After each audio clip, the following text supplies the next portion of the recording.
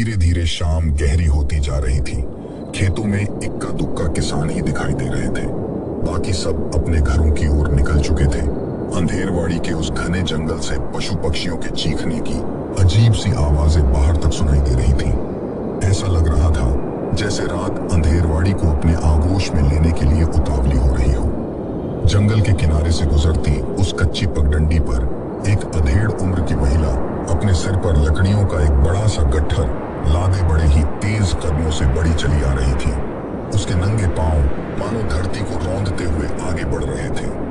उसकी बड़ी बड़ी लाल आंखें और तंदुरुस्त काया देखकर रात में किसी को भी भूत या चुड़ैल के जैसा अनुभव हो जाए। किंतु अंधेरवाड़ी के लोग उससे भली भांति परिचित थे। मूंगा, यही नाम था उसका। आज से करीब 5 वर्ष पूर्व वो इसी कच्चे गलियारे के किनारे उगी झाड़ियों में पड़ी मिली थी। उसके शरीर पर एक भी कपड़ा नहीं था और वो दर्द से छटपटा रही थी। अंधेरवाड़ी के मुखिया धर्मपाल का मन उसकी ये हालत देखकर पिघल गया और वो उसको अपने घर ले गए। उनकी पत्नी सावित्री ने उसकी खूब सेवा की, जिससे वो जल्दी ही स्वस्थ हो गई। फिर एक दिन सभी गांव वालों ने मिलकर उसके लिए गांव से बाहर एक बड़े से मैदान के कोने में घास फूस की एक झोपड़ी बना दी। तभी से वो उसी झोपड़ी में अपना गुजारा करने लगी। वो हमेशा चुप ही रहती थी, किसी से कोई बात नहीं करती थी।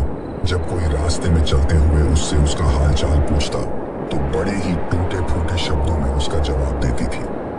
कभी कभी तो गांव वालों को ऐसा भी लगता था कि वो मानसिक रूप से भी थोड़ी पागल है। जीवन यापन के लिए वो रोज पास के ही उस घने जंगल से लकड़ियां चुनकर ले आती थी और उन्हें बाजार में बेच आती थी, जिससे उसे 1-2 आने मिल जाया करते थे और उसी में उसका गुजरा हो जाया करता थी। जब शाम के समय अंधेरवाड़ी के बच्चे उस बड़े से मैदान में खेलने के लिए आते तो वो झोपड़ी के मुहाने पर बैठकर उन्हें टकटकी लगाकर खेलता हुआ देखती रहती थी। गांव के मुखिया धर्मपाल का बेटा सोनू भी उन्हीं बच्चों के साथ रोज खेलने आता था। जब सब बच्चे खेलकर थक जाते और उसकी झोपड़ी के पास लगे उस बड़े से पीपल के पेड़ की छांव में आकर बैठ जाते तो मूंगा सोनू को अपने पास बुलाती और उसे दुलार करती। कभी वो उसका नन्हा सा सिर सहलाती तो कभी उसके पैर दबाने लगती। वो उसे अक्सर जंगल से तोड़ कर लाए गए ताजे रसीले फल भी खाने को दिया करती थी। सोनू के मन को भी ये सब बड़ा भाता था। जब वो खेलते खेलते थक कर चूर हो जाता तो वो अपने आप से ही मूंगा की गोद में जाकर बैठ जाता था। सोनू के प्रति मूंगा का ये स्नेह देखकर गांव वालों को बड़ा आश्चर्य होता था। होता भी क्यों ना, जो स्त्री किसी और से बात तक ना करती थी, आखिर वो सोनू को इतना लाड प्यार क्यों करती थी? खैर, इस सवाल का जवाब किसी के पास भी नहीं था। झोपड़ी के पास पहुंचकर मूंगा ने लकड़ियों का गट्ठर एक तरफ डाल दिया और वो तेजी से झोपड़ी के भीतर चली गई। धीरे धीरे रात गहरी होती जा रही थी। कुछ देर बाद मूंगा झोपड़ी से बाहर आई और उसके बाद वो लकड़ियों के गट्ठर में से कुछ लकड़ियां निकालकर जमीन पर आग जलाने लगी। कुछ ही देर में आग लाल चिंगारियों के साथ धधकने लगी तो वो लपक कर झोपड़ी के भीतर गई और जब वो बाहर आई तो उसके एक हाथ में कपड़े की एक पोटली थी। उस पोटली में आलू थे जो उसने कल बाजार से वापस आते समय एक खेत से उखाड़े थे। उसने एक एक करके सभी आलूओं को आग में दबा दिया और उनके पकने का इंतजार करने लगी। आलूओं को पकते हुए लगभग 15 से 20 मिनट हो गए थे। उसने पास पड़ी एक लकड़ी से उन्हें उलट पुलट करके देखा तो वो पूरी तरह से पक चुके थे। मूंगा नमक मिर्च लेने के लिए एक बार फिर से झोपड़ी के भीतर चली जाती है और जब वो बाहर आती है तो वहां का नजारा देखकर खंबे सी खड़ी रह जाती है और एक तक उस बूझी हुई राख की तरफ देखने लगती है। उसे कुछ भी समझ में नहीं आ रहा था क्योंकि बुझी हुई आग की राख बिखरी पड़ी थी और उसमें से आलू गायब थे। वो बड़े ही आश्चर्य से इधर उधर नजरें दौड़ाती रही किंतु उसे कोई भी दिखाई नहीं दिया। उसे जोरों की भूख लगी थी किंतु अब उसके पास खाने को कुछ नहीं था। अंत में हार कर उसे नमक मिर्च खाकर और घड़े का ठंडा पानी पीकर ही सोना पड़ा। जून का महीना था। सूर्यदेव मानो क्रोधित होकर धरती पर आग बरसा रहे थे। मूंगा भरी दोपहरी में पीपल की छांव में बैठी सोनू का सिर अपनी गोद में रखे बड़े ही प्रेम से सहला रही थी। सोनू भी चुपचाप आंखें बंद किए बड़े ही मजे से लेटा था। मूंगा मेले लिए दंदल ते आध त्यालाई हो, छोटे सोनू ने अपनी तोतली आवाज में मूंगा मूंगा से पूछा। वो अब भी अपनी आंखें बंद किए हुए था। लाई हूं, लल्ला रुक जरा। ये कहते हुए मूंगा सोनू को वहीं बिठाकर झोंपड़ी की ओर चल पड़ी। उसने झोंपड़ी में पहुंचकर जमीन पर रखी कपड़े की एक पोटली को खोला तो उसमें 3-4 पके हुए आम दिखाई दिए। वो आज ही इन्हें जंगल से सोनू के लिए तोड़ कर लाई थी। तभी अचानक उसे बाहर से सोनू के चिल्लाने की आवाज सुनाई दी। मूंगा! वो सब कुछ वहीं छोड़कर तेजी से झोंपड़ी के बाहर आई, किंतु वहां सोनू नहीं था। वो बदहवास से उसे इधर उधर ढूंढने लगी, आसपास के खेतों में, झाड़ियों में, किंतु वो कहीं नहीं दिखा। वो थक हार कर पीपल के पेड़ के नीचे आकर बैठ गई और बुदबुदाई, अंबिया खाए बिना जाने कहां हवा हो गया शैतान। शाम ढलने वाली थी। मुखिया धर्मपाल अपने आलीशान मकान के सामने खाट पर बैठे बड़ी ही तल्लीनता से हुक्का गुड़गुड़ा रहे थे। तभी भीमा और हरिया दोनों भाई वहां से होकर गुजरे। राम राम मुखिया जी। उन्होंने धर्मपाल को खाट पर बैठा देख सिर झुकाकर उससे कहा। मुखिया धर्मपाल अंधेरवाड़ी में ही नहीं बल्कि आसपास के गांवों में भी बड़ा ही प्रतिष्ठित व्यक्ति था, क्योंकि उसके पिताजी अपने समय के एक बड़े जमींदार हुआ करते थे। इसलिए धर्मपाल को विरासत में बहुत सारी संपत्ति और जमीनें मिली थीं। इसके साथ ही धर्मपाल बड़ा ही मिलनसार और दयालु प्रवृत्ति का था। मजाल है कि कोई धर्मपाल के दरवाजे आकर उससे कोई मदद मांगे और वो उसे खाली हाथ लौटाए। भीमा और हरिया ने जब जुए और शराब की लत में अपनी इंच इंच जमीन गंवा दी और उन्हें रोटियों के लाले पड़ने लगे तो धर्मपाल ने उनकी बड़ी मदद की थी। उन्होंने जमीन का कुछ टुकड़ा उन दोनों भाइयों को बटाई पर बोने के लिए दे दिया, जिससे उनकी जिंदगी फिर से चलने लगी। तभी से वे दोनों भाई धर्मपाल के आगे पीछे उसकी चाटुकारिता करने लगे थे। राम राम। कहाँ चली ये राम लक्ष्मण की जोड़ी? धर्मपाल ने हुक्का गुड़गुड़ाते हुए बड़े छुटीले अंदाज में उन दोनों से पूछा। बस आपके पास ही आ रहे थे मालिक, हरिया ने बताया। अरे आओ बैठो, साथ में 2-2 फूंक भी मार लेते हैं। धर्मपाल ने बड़ी ही उत्सुकता से उन्हें बुलाया। वे दोनों आकर धर्मपाल के सामने जमीन पर बैठ गए। धर्मपाल ने भीमा को हुक्का थमा दिया। वे दोनों भी बारी बारी से हुक्का गुड़गुड़ाने लगे। एक हफ्ते से तुम दोनों इधर दिखाई नहीं दिए, आज कैसे इधर का रास्ता भूल गए? धर्मपाल ने बड़ी बेरुखी से उन दोनों से पूछा। मालिक, ऐसी बात नहीं। इससे पहले कि हरिया अपनी बात पूरी करता, धर्मपाल की पत्नी सावित्री छत पर से ऊंची आवाज में बोली। अजी सुनते हो, रात होने वाली है और सोनू का कोई अता पता नहीं है। जरा अड़ोस पड़ोस में देखकर उसे बुला लाइए। सुबह का खाया पिया अभी तक खेलने में ही डूबा हुआ है। खाने की तो इसे जरा भी फिक्र नहीं है। सावित्री रस्सी से सूखे कपड़े उतारते हुए बोल रही थी। अरे आ जाएगा, इतना काहे परेशान होती हो? यहीं कहीं आसपास खेल रहा होगा। धर्मपाल ने बड़ी ही बेफिक्री से हुक्का फूंकते हुए कहा। सैकड़ों जगह मान मनौवत, माथा आदि टेकने के बाद कहीं उन्हें सोनू के रूप में एक संतान नसीब हुई थी। धर्मपाल और सावित्री उस पर अपनी जान छिड़कते थे। उनका बस चले तो वे उसे एक पल भी अपनी नजरों से ओझल ना होने दें। पर सोनू के पांव तो जैसे घर में रुकते ही नहीं थे। उसे जैसे ही मौका मिलता वो घर से छू मंतर हो जाता। इसके बाद धर्मपाल, हरिया और भीमा तीनों इधर उधर की बातों में उलझ गए। बीच बीच में उन तीनों के तेज ठहाके गूंज उठते। कुछ देर बाद सावित्री बदहवास सी वहां आई। सोनू कहीं नहीं मिला। मैंने उसे पूरे गांव में ढूंढ लिया, पर वो किसी के घर पर भी नहीं है। मेरा तो दिल बैठा जा रहा है और आप लोग यहाँ हंसी ठिठोली कर रहे हैं। सावित्री ने हांफते हुए गुस्से से कहा। अरे तू परेशान मत हो, मिल जाएगा। हम देखते हैं उसे, यहीं कहीं आसपास खेल रहा होगा। ये कहते हुए धर्मपाल हुक्के को खाट पर एक तरफ रखते हुए उठ खड़े हुए और सामने वाली गली की तरफ तेज कदमों से चल गए। उनके पीछे हरिया और भीमा भी चल पड़े। कुछ ही देर में उन्होंने गांव का एक एक घर और कोना कोना छान मारा, किंतु सोनू की कोई खबर नहीं मिली। धीरे धीरे रात गहरी होती जा रही थी और उसी के साथ धर्मपाल का मन अनेकों शंकाओं से घिरने लगा था। उसे चिंता हो रही थी कि कहीं कोई अनहोनी तो नहीं हो गई मेरे सोनू के साथ। नहीं नहीं, ऐसा बिल्कुल भी नहीं है। भला मेरे सोनू से किसी की क्या दुश्मनी थी? और उल्टा पूरे गांव का वो लाडला था। मेरी भी किसी से कोई रंजिश नहीं है। मैंने तो जीवन भर जितनी जिसकी मदद कर सकता था उतनी की है। कहीं वो नदी में तो नहीं? एकाएक धर्मपाल के मन में यह विचार बिजली की तरह आया। चलो नदी की ओर देखते हैं, धर्मपाल ने हरिया और भीमा की ओर देखते हुए कहा। सोनू के गुम हो जाने की खबर आग की तरह पूरे अंधेरवाड़ी में फैल गई थी।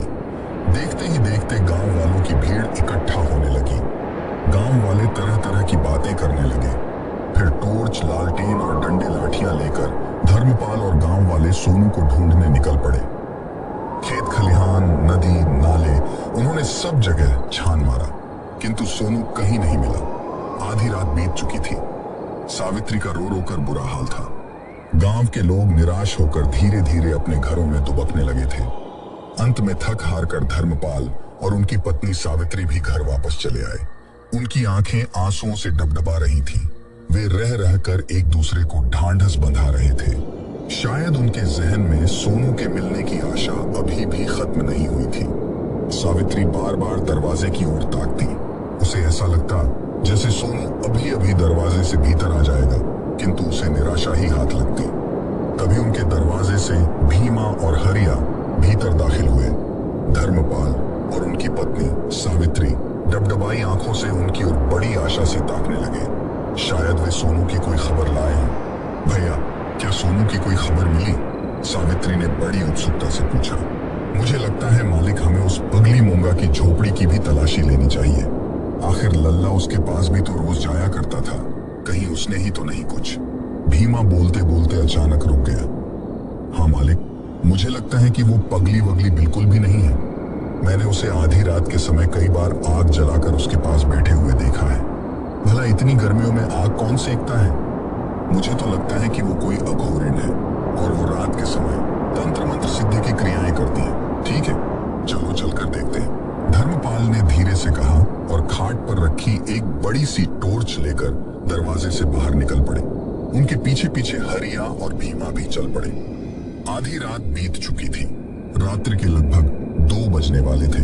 मूंगा अपनी झोपड़ी के मुहाने पर आग जलाए उसके पास बैठी थी। जब से सोनू उसके पास से इस तरह से गुम हुआ था, तभी से उसके गले से अन्न का एक दाना तक नीचे नहीं उतर रहा था। वो भूखे पेट ही सो गई थी, किंतु भूख और प्यास तो अपना असर दिखाएंगे ही। भला इनसे कौन बच सका है? जब आधी रात को उसे बहुत जोरों की भूख लगी तो वो उठ गई। उसने तेजी से आमों की वो पोटली खोली जो उसने सोनू को देने के लिए रख रखे थे। ये तो लल्ला की खातिर है। वो आमों को देखकर बुदबुदाई और उसने एक बार फिर से आमों की वो पोटली बांध कर रख दी। फिर वो पास के एक खेत से आलू उखाड़ लाई और अब वो उन्हें ही खाने के लिए भून रही थी। तभी धर्मपाल, हरिया और भीमा वहां पहुंचते हैं। धर्मपाल मूंगा के चेहरे पर टॉर्च मारता है तो उसकी बड़ी बड़ी लाल आंखें चमक उठती हैं। मूंगा उन्हें आंखें फाड़ फाड़ कर चुपचाप देखे जा रही थी। उसका चेहरा आज सचमुच बड़ा भयानक लग रहा था। सोनू कहाँ है पगली? क्या आज वो तेरे यहाँ आया था? धर्मपाल ने तेज आवाज में मूंगा से पूछा। हमको क्या पता कब आया और कब गया? मूंगा ने टूटे फूटे शब्दों में उत्तर दिया और लकड़ी उठाकर आग में कुरेदने लगी। तभी भीमा धर्मपाल से बोलता है कि मालिक पर्वतियां कह रही थी कि जब वो दोपहरिया में जंगल से लकड़ियां लेने आई थी तो उसने सोनू को इसी के पास देखा था। फिर हरिया गुस्से में मूंगा से कहता है, झूठ काहे बोल रही है रे पगलिया, सच सच बता नहीं तो। हरिया गुस्से में बोलते हुए बीच में ही रुक गया। फिर भीमा कहता है, चलो चलकर इसकी झोपड़ी में देखते हैं। फिर कुछ ही पलों में हरिया और भीमा ने उसकी झोपड़ी को खंगाल डाला, किंतु वहां उन्हें कुछ भी नहीं मिला। इसके बाद उन्होंने झोपड़ी के आसपास भी तलाशना शुरू किया तो उन्हें उस पीपल के पेड़ के नीचे किसी छोटे बच्चे की चप्पलें दिखाई दी। मालिक, यहाँ आइए, हमें कुछ मिला है। हरिया और भीमा दोनों एक स्वर में चिल्लाए। धर्मपाल ने वहां पहुंचकर चप्पलों पर टॉर्च की रोशनी की तो वो सोनू की चप्पलें तुरंत पहचान गए। उन्होंने ये चप्पलें पिछले हफ्ते ही छगनपुरा के बाजार से खरीदी थी। ये तो मेरे सोनू की है। धर्मपाल ने चप्पलों को दोनों हाथों से उठाते हुए रूंधे गले से कहा। भीमा धर्मपाल की ओर देखते हुए बड़ी मजबूती से कहता है कि मालिक, मुझे लगता है इसमें इस पगली का ही हाथ है। इसे सबक सिखाना ही पड़ेगा। और जब धर्मपाल कुछ न बोले तो वो फुर्ती से मूंगा की ओर दौड़ पड़े। अगले ही पल भीमा मूंगा के बाल पकड़कर जमीन पर घसीटने लगा। बता चुड़ैल, तूने लल्ला के साथ क्या किया, नहीं तो तुझे यहीं गाड़ दूंगा। भीमा मूंगा पर गुस्से से चिल्ला रहा था, हमका छोड़ दे बाबू, हमका कछु ना पता।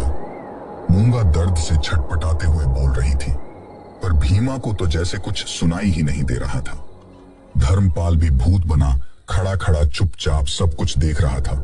शायद उसे भी यकीन हो गया था कि सोनू के गुम होने के पीछे मूंगा का ही हाथ है। भीमा उसके बाल पकड़े किसी लकड़ी के लट्ठे की भांति खींचता चला जा रहा था। तभी हरिया ने भी उस पर लात घूंसों की बारिश कर दी। मूंगा दर्द से बिलबिलाकर बस चीखे जा रही थी, किंतु इस वीराने में उसकी व्यथा सुनने वाला वहां कोई नहीं था। तभी भीमा को कहीं से एक मोटा सा डंडा मिल गया तो वो उसी से मूंगा पर टूट पड़ा। ऐसा लग रहा था कि उन दोनों पर आज कोई शैतान सवार हो गया हो। धर्मपाल भी मुंह में दही जमाए चुपचाप खड़ा खड़ा तमाशा देख रहा था। बेटे के मोह ने उसे धर्मात्मा से राक्षस बना दिया था। कुछ ही देर में मूंगा मरणासन्न हो गई।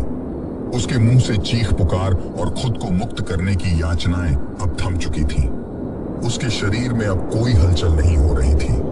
उसकी ये हालत देखकर उन दोनों ने उसे पीटना बंद कर दिया। हरिया ने उसका हाथ पकड़कर उसकी नब्ज टटोलते हुए भीमा की ओर देखते हुए कहा, अभी जिंदा है लेकिन बचेगी नहीं। इस पर हरिया ने पूछा, तो अब क्या करें? इसे यहीं छोड़कर चले जाएं? अगर ये बच गई और इसने गांव में किसी को इस बारे में बता दिया तो हम सबकी बड़ी बदनामी होगी। मुखिया जी भी किसी को मुंह दिखाने के लायक नहीं बचेंगे। तो अब क्या करें? फिर भीमा कहता है, तू मुखिया जी को लेकर यहां से जा, मैं कुछ करता हूं। हरिया धर्मपाल को लेकर वहां से गांव की ओर निकल गया। भीमा अधमरी मूंगा के पास खड़ा कुछ देर तक सोचता रहा। सुबह होने में अब ज्यादा समय नहीं बचा था। कुछ देरी पर मूंगा के मुंह से कुछ टूटे फूटे शब्द निकल रहे थे, पानी पानी। एकाएक भीमा उसके बाल पकड़कर उसे झोंपड़ी में घसीटते हुए ले जाता है और अपने गमछे के कोने में बंधी माचिस निकालकर झोंपड़ी को आग के हवाले कर देता है। फिर वो वहां से दबे पांव तेजी से गांव की ओर निकल गया। आग ने तेजी से मूंगा की पूरी झोंपड़ी को अपने आगोश में ले लिया। झोंपड़ी से अब भी मूंगा की धीमी और भयानक आवाज बाहर आ रही थी, पानी पानी। अब सुबह हो गई थी। सूरज धीरे धीरे आकाश में चढ़ने लगा था। मूंगा की राख हो चुकी थी। झोपड़ी के चारों ओर गांव वालों का हुजूम लगा हुआ था। कल से मुखिया जी का बेटा कहीं गुम था और आज मूंगा की इस तरह से दर्दनाक मौत हो गई थी। गांव वाले इन घटनाओं से काफी भयभीत थे। वो आपस में तरह तरह की बातें कर रहे थे। बेचारी पगली जिंदा ही जलकर मर गई। बड़ी दर्दनाक मौत हुई होगी। मरते वक्त पानी तक नसीब नहीं हुआ। गांव की एक औरत कहती है कि ना जाने क्या होने वाला है अंधेरवाड़ी में। ऐसी भयानक घटनाएं इससे पहले तो यहाँ कभी नहीं हुई थी। पता नहीं किसकी नजर लग गई है गांव को। धीरे धीरे वहां से लोगों का हुजूम कम होता जा रहा था और अंत में वहां पर सिर्फ खाक हो चुकी झोपड़ी के सिवा कुछ ना बचा था। दीवार पर टंगी घड़ी में रात्रि के 1 बजने वाले थे। सावित्री अपने कमरे में बिस्तर पर लेटी करवटें बदल रही थी। सोनू को गुम हुए लगभग 6 महीने हो चुके थे, किंतु सावित्री को ऐसा लगता था जैसे ये कल ही की बात हो।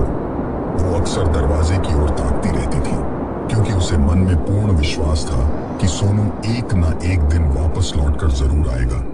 वो सोनू के गम में न ठीक से खाती न सोती, जिसकी वजह से उसका शरीर सूखकर कांटा हो चुका था। धर्मपाल का हाल भी कुछ ऐसा ही था, ना किसी से मिलता जुलता, बस अपने में ही गुमसुम खोया सा रहता। बात बात पर सबको हंसाने वाला वो इंसान जैसे हंसना ही भूल गया था।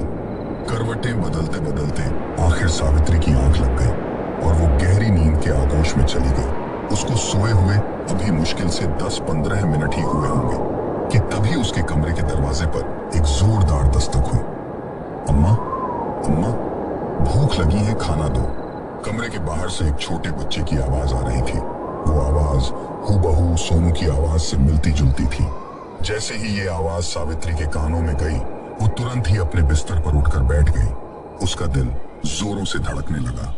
तभी एक बार फिर से दरवाजे पर दस्तक हुई और वैसी ही आवाज दरवाजे के दूसरी ओर से आई, अम्मा, अम्मा, भूख लगी है, खाना दो। जैसे ही ये शब्द उसके कानों में दोबारा गूंजे तो उसकी ममता जाग उठी।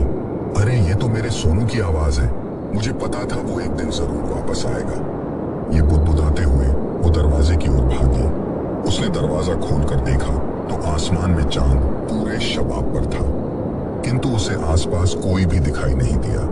फिर जब उसने अपने घर के सामने से गुजरने वाली कच्ची पगडंडी पर नजरें दौड़ाई तो उसने देखा कि एक छोटा सा बच्चा किसी महिला की उंगली पकड़े हुए उसके साथ चला जा रहा था। उन दोनों की पीठ उसकी ओर थी, इसलिए वो उन्हें पहचान नहीं पा रही थी और ऊपर से रात का समय भी था।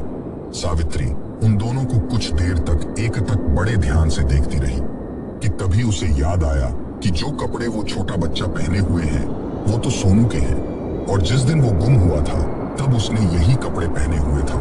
उसे पूरा यकीन हो गया कि वो उसका बेटा सोनू ही है।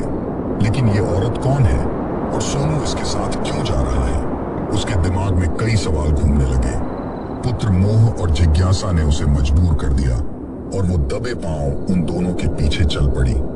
वो छोटा बच्चा और वो लंबी कद काठी की औरत जिसने सफेद लिबास पहन रखा था, बड़े ही तेज कदमों से आगे बढ़ते चले जा रहे थे। सावित्री भी अपने कदम तेजी से आगे बढ़ाने लगी। सावित्री जितना तेज कदमों से चलती उतना ही उन दोनों की चाल भी बढ़ जाती। अब सावित्री को थोड़ा डर भी लगने लगा था, क्योंकि वो उनका पीछा करते करते गांव से काफी दूर निकल आई थी। अब वो जंगल के किनारे से गुजरने वाली कच्ची पगडंडी पर चल रही थी। जंगल से अजीब सी आवाजें बाहर तक आ रही थी। सावित्री अपना दिल मजबूत करके आगे बढ़ती चली जा रही थी। उसे तो बस ये जानने की प्रबल जिज्ञासा थी कि ये लड़का उसका सोनू है या फिर कोई और। कुछ समय चलने के बाद वो छोटा बच्चा और वो औरत उस कच्ची पगडंडी से नीचे उतरकर उस बड़े से खेल के मैदान की ओर बढ़ चले, जहां पर गांव के बच्चे खेलने आया करते थे। अरे ये कहां जा रहे हैं? यहाँ तो मेरा सोनू गांव के बच्चों के साथ खेलने आया करता था, और यहीं पर तो मूंगा भी झोपड़ी में रहा करती थी, और एक दिन वह झोपड़ी समेत जलकर खाक हो गई थी। सावित्री मन ही मन ये सोचते हुए उन दोनों के पीछे बढ़ती चली जा रही थी। पर जैसे ही उसके जहन में मूंगा का विचार आया, वैसे ही वो डर के मारे कांपने लगी और उसके कदम रुकने लगे। किंतु पुत्र मोह और जिज्ञासा ने उसे एक बार फिर से आगे बढ़ने पर विवश कर दिया। फिर वो बच्चा और स्त्री चलते चलते मैदान के उस कोने में पहुंच गए जहां पर मूंगा की झोपड़ी हुआ करती थी। कुछ देर वहीं ठहरने के बाद वो दोनों पीपल के पेड़ के नीचे बनी पत्थर की उस बेंच पर जाकर बैठ गए। अब उन दोनों का चेहरा ठीक सावित्री की ओर ही था। सावित्री उनसे कुछ ही कदमों की दूरी पर थी। अब सावित्री धीरे धीरे आगे बढ़ रही थी। छोटा बच्चा बड़ी ही तल्लीनता के साथ बैठा कुछ खा रहा था। जैसे जैसे सावित्री के कदम आगे बढ़ रहे थे, वैसे वैसे उन दोनों के धुंधले चेहरे साफ होते जा रहे थे। जब सावित्री उन दोनों के काफी करीब पहुंच गई तो सामने की तरफ देखकर उसके पांव के नीचे से जमीन खिसक गई। डर से उसका खून सूखने लगा। उसने देखा कि वो छोटा बच्चा और वो स्त्री कोई और नहीं बल्कि उसका बेटा सोनू और मूंगा ही है। सोनू बड़ी ही उत्सुकता से आम खा रहा था और मूंगा उसके पास बैठी बड़े ही प्यार से उसका सिर सहला रही थी। मूंगा तो झोपड़ी में जलकर मर गई थी। तो फिर ये कौन है? कहीं ये मूंगा की आत्मा तो नहीं? ये सोचते ही सावित्री का कलेजा मुंह को आने लगा। मुझे सोनू को इसके चंगुल से छुड़ाना होगा। ये सोचकर सावित्री सोनू को अपनी बाहों में भरने के लिए आगे बढ़ी, किंतु ये क्या, सोनू तो उसकी पकड़ में ही नहीं आ रहा था। जैसे वो हवा से बना हो, वो बार बार सोनू को अपनी बाहों में भरने का प्रयास करने लगी। ये देखकर मूंगा सावित्री पर बड़े ही भयानक अंदाज में हंस पड़ी। उसकी हंसी इतनी तेज और भयानक थी कि दूर दूर तक गूंजने लगी, और हंसते हंसते ही उसने अचानक से सावित्री का गला पकड़ लिया। गला पकड़ने के बाद वो अपने चेहरे को सावित्री के चेहरे के इतना ज्यादा करीब ले आई कि सावित्री अब उसे ठीक तरीके से देख भी नहीं पा रही थी। लेकिन सावित्री के इतना करीब आते ही मूंगा का चेहरा पूरी तरीके से बदल चुका था। अब वो किसी डायन या चुड़ैल की तरह काफी ज्यादा डरावनी नजर आ रही थी। लेकिन इससे पहले कि मूंगा की वो डरावनी आत्मा सावित्री के साथ कुछ कर पाती, उससे पहले ही वहां पर उसे किसी और इंसान की मौजूदगी का एहसास होता है, और उस एहसास के साथ ही वो दोनों कहीं गायब हो जाते हैं। सावित्री, सावित्री कहाँ हो तुम? धर्मपाल, हरिया और भीमा तीनों सावित्री को ढूंढते हुए उसी ओर आ रहे थे। जब टॉर्च की रोशनी में उन तीनों ने सावित्री को वहां पर खड़ा देखा तो वे दंग रह गए। इतनी रात को तुम यहाँ क्या कर रही हो सावित्री? हमने तुम्हें कहाँ कहाँ नहीं ढूंढा। धर्मपाल ने सावित्री के पास आकर पूछा, किंतु सावित्री ने कोई जवाब नहीं दिया। वो चुपचाप किसी पुतले की तरह खड़ी थी, जैसे उसे कुछ सुनाई ही ना दे रहा हो। फिर वे तीनों सावित्री को अपने साथ लेकर गांव की ओर चल पड़े। पर वो रात गुजरने के बाद अगला पूरा दिन बीत चुका था, शाम होने को थी, किंतु सावित्री ने अपने मुंह में अन्न का एक दाना तक नहीं डाला था और न किसी से बात की थी। धर्मपाल उसकी ये हालत देखकर बड़े बेचैन थे। सुबह से वे कई वैद्य बदल चुके थे, किंतु उसकी हालत में कोई सुधार होता नहीं दिख रहा था। हरिया और भीमा भी रात से ही धर्मपाल के घर में मौजूद थे। हरिया ने धर्मपाल से कहा, मालिक, बुरा ना मानो तो एक बात कहूं, मुझे लगता है कि मालकिन को दवा की नहीं दुआ की जरूरत है। क्यों ना हम पास के गांव से कोई तांत्रिक बुलाकर लाए। हरिया की ये बात सुनकर धर्मपाल उससे कहता है कि तुम जैसा ठीक समझो। अभी उन तीनों के बीच ये बातें चल ही रही थी कि तभी अचानक सावित्री ठहाके मारकर जोर जोर से हंसने लगी। ऐसा लग रहा था मानो उसके भीतर से दो लोग हंस रहे हों। कभी उसके मुंह से एक छोटे बच्चे की हंसी बाहर आती, तो कभी एक औरत की, तो कभी दोनों एक साथ खिलखिलाकर हंस पड़ते। बड़ी ही अजीब हालत थी उसकी। किसी को भी बुला लो, कोई फायदा नहीं है, मैं इसको अपने साथ लेकर ही जाऊंगी। ये कहते हुए सावित्री फिर से अजीब तरीके से हंसने लगी। देखते ही देखते उसका चेहरा भयानक होता जा रहा था। तभी भीमा ने सावित्री की ओर देखते हुए तेज आवाज में पूछा, कौन है रे तू? ये सुनते ही सावित्री के मुंह से एक भयानक वजनदार और डरावनी आवाज बाहर आई, तेरी मौत हूं मैं, मूंगा। ये सुनते ही हरिया और भीमा डर से थर थर कांपने लगे। उन्हें उस रात का मंजर याद आने लगा जब उन दोनों ने मिलकर मूंगा को मौत के घाट उतारा था। धर्मपाल के माथे से भी पसीना आने लगा था। फिर उन्होंने कुछ हिम्मत जुटाकर उससे पूछा, तुमने सोनू के साथ क्या किया? तभी सावित्री के मुंह से एक दर्द भरी कराहती हुई आवाज आती है, वो तो मेरा लाडला था, उसे तो जंगल का एक जानवर उठाकर ले गया था जब मैं झोपड़ी में उसके लिए आम लेने गई थी। तभी हरिया कहता है, मालिक आप संभालिए, हम दोनों जाकर किसी तांत्रिक को लेकर आते हैं। फिर हरिया और भीमा दोनों तांत्रिक को लेने के लिए वहां से निकल पड़े। हरिया और भीमा अंधेरे को चीरते हुए पास के गांव की ओर तेज कदमों से बढ़े चले जा रहे थे। वो जल्द से जल्द तांत्रिक को लेकर अंधेरवाड़ी पहुंचना चाहते थे। तभी चलते चलते उन्हें ऐसा एहसास हुआ कि उनके पीछे कोई और भी चल रहा है। पर जब वो पीछे मुड़कर देखते तो उन्हें कुछ भी दिखाई नहीं देता। कुछ दूर और चलने पर उन दोनों को अपने कंधों पर किसी के हाथ का एहसास हुआ। जब उन दोनों ने पीछे मुड़कर देखा तो वे बुरी तरह से चीख पड़े, क्योंकि उनके पीछे कोई और नहीं बल्कि उनके पीछे मूंगा की वो डरावनी आत्मा खड़ी थी, जिसका उस घनी अंधेरी रात में जला हुआ वो चेहरा बहुत ज्यादा डरावना लग रहा था। उसे देखकर उन दोनों के पैर डर के मारे सुन्न हो गए। अब मूंगा के हाथ के पंजे इतने बड़े और नुकीले दिखाई दे रहे थे कि उसके एक ही वार में उसके हाथ का वो नुकीला पंजा उन दोनों के पेट के आर पार हो गया और वो दोनों निढाल होकर वहीं जमीन पर हमेशा हमेशा के लिए गिर गए। सावित्री भी धर्मपाल को छोड़कर हमेशा हमेशा के लिए मूंगा और सोनू के साथ अनजान दुनिया में चली गई थी। धर्मपाल चुपचाप कमरे में बैठा बैठा सावित्री के मृत शरीर को निहार रहा था। तो दोस्तों,